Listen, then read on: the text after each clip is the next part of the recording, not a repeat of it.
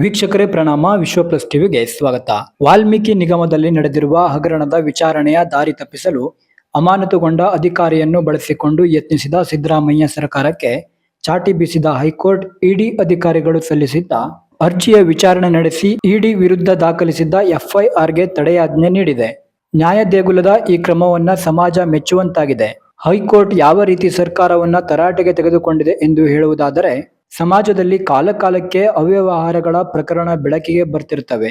ಅಂತ ಅವ್ಯವಹಾರದಲ್ಲಿ ಸಿಲುಕಿದಾಗ ಪ್ರತಿಯೊಬ್ಬ ಆರೋಪಿತರು ಕೂಡ ಹೀಗೆ ತನಿಖಾಧಿಕಾರಿಗಳು ಬೆದರಿಕೆ ಹಾಕಿದ್ದಾರೆ ಎಂದು ಕೋರ್ಟಿಗೆ ಬಂದರೆ ಏನು ಮಾಡೋದು? ಈ ರೀತಿ ಹುಡುಕುವ ಹೊಸ ಐಡಿಯಾಗಳು ಮತ್ತು ಸಿನಿಮಾ ರೀತಿಯ ಐಡಿಯಾಗಳಿಗೆ ಮನ್ನಣೆ ಕೊಡಲು ಮತ್ತು ಅವುಗಳನ್ನೆಲ್ಲ ವಿಚಾರಣೆಗೆ ತೆಗೆದುಕೊಂಡು ಸಮಯ ಹಾಳು ಮಾಡಲು ನ್ಯಾಯಾಲಯಕ್ಕೆ ಸಾಧ್ಯವಿಲ್ಲ. ಅಡ್ವೊಕೇಟ್ ಜನರಲ್ ಈ ರೀತಿ ವಾದ ಮಾಡಿದರೆ ನಾಳೆ ತನಿಖಾ ಅಧಿಕಾರಿಗಳಿಗೆ ಸುರಕ್ಷತೆಯೇ ಇಲ್ಲದಂತಾಗುತ್ತದೆ. ಇಡಿ ಅಧಿಕಾರಿಗಳ ವಿರುದ್ಧವೇ ಸರ್ಕಾರ ದೂರು ದಾಖಲಿಸುತ್ತಿದೆ. ತನಿಖೆ ನಡೆಸುವ ಅಧಿಕಾರಿಗಳು ಇಡಿ, ಸಿಬಿಐ, ಎಸ್ಐಟಿ ಹೀಗೆ ಕೇಂದ್ರ ಅಥವಾ ರಾಜ್ಯದ ಯಾವುದೇ ಅಧಿಕಾರಿಗಳ ವಿರುದ್ಧ ಕೇಸು ದಾಖಲಿಸುವುದು ಸರಿಯಲ್ಲ.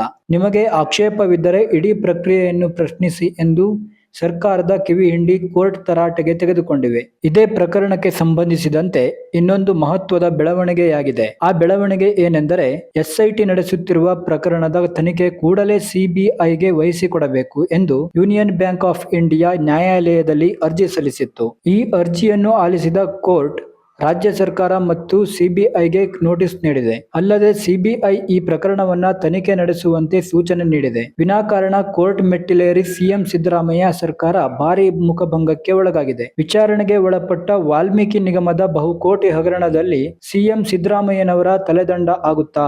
ಹೀಗೆ ಸಾಮಾಜಿಕ ಆರ್ಥಿಕವಾಗಿ ಕೆಳಮಟ್ಟದಲ್ಲಿರುವ ಸಮಾಜದ ಜನರು, ವಿಶೇಷವಾಗಿ ಯುವಕರನ್ನ ಮುಖ್ಯವಾಹಿನಿಗೆ ಜೋಡಿಸಿ ಆ ಸಮುದಾಯದ ಅಭ್ಯುದಯಕ್ಕೆ ಇರುವ ನಿಧಿಯನ್ನೇ ನುಂಗಿ ನೀರು ಕುಡಿಯುವ ಸ್ವಾರ್ಥಿಗಳ ಕೂಟದ ಸರ್ಕಾರ ಇರಬೇಕಾ ಬೇಡವಾ? ನಿಮ್ಮ ತೀರ್ಮಾನ ಏನು ಅಂತ ಕಾಮೆಂಟ್ ಮಾಡಿ ತಿಳಿಸಿ. ನ್ಯೂಸ್ ಡೆಸ್ಕ್, ವಿಶ್ವ ಪ್ಲಸ್ ಟಿವಿ. ವಿಶ್ವ ಪ್ಲಸ್, ಜನಹಿತಕ್ಕಿದು ಜ್ಞಾನದ ಜಾಲ.